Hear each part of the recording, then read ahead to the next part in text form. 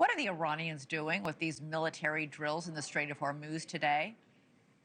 Illustrating the impact they can have on shipping and others, reinforcing the risk to this scenario should President Trump decide to strike. So I think they're trying to enhance their bargaining position in the negotiations. Yeah, 20% of the world's oil and gas passes through the Strait of Hormuz. It would mean more expensive oil and gas everywhere, right?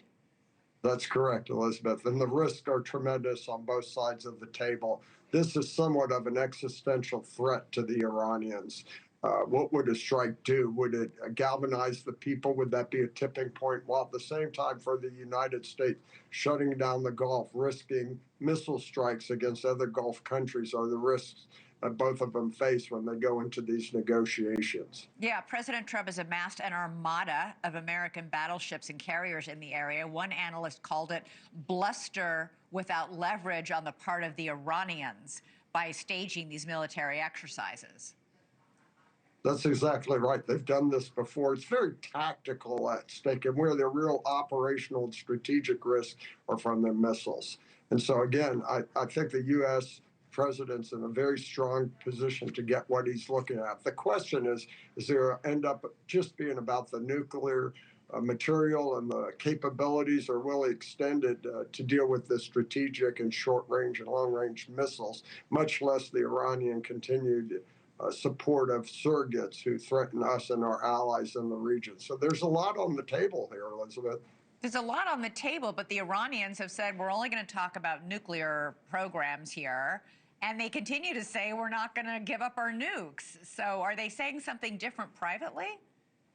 Well, I think that at least in this point, the prime minister said we're willing to negotiate. So they've given an inch or two. How far they're willing to go is at risk. And again, as we've seen in other countries who gave up their nuclear programs, like Libya, it became an existential threat. So again, they're at the weakest positions they've been at long, with their air defenses neutered, the people out on the street.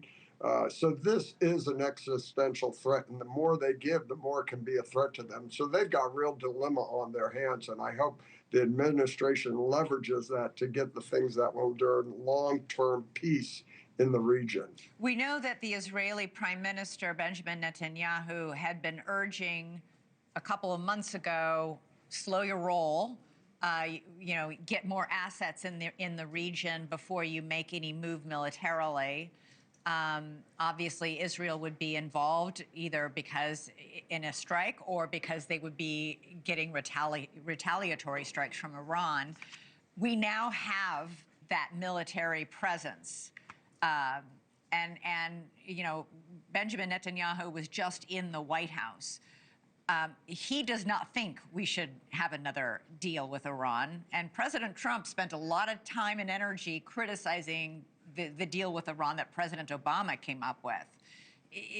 Given the fact that the regime is so weak, is this a time for regime change, as President Trump was saying on Friday?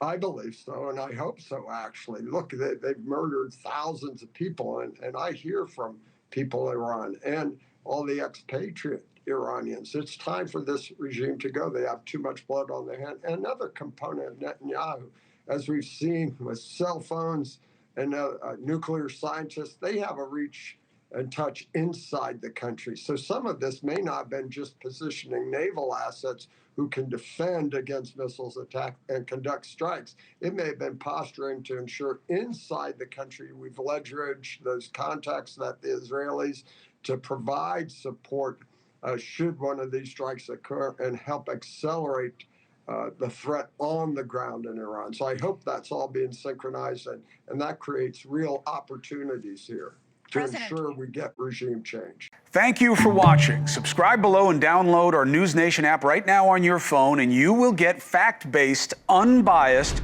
news for all Americans.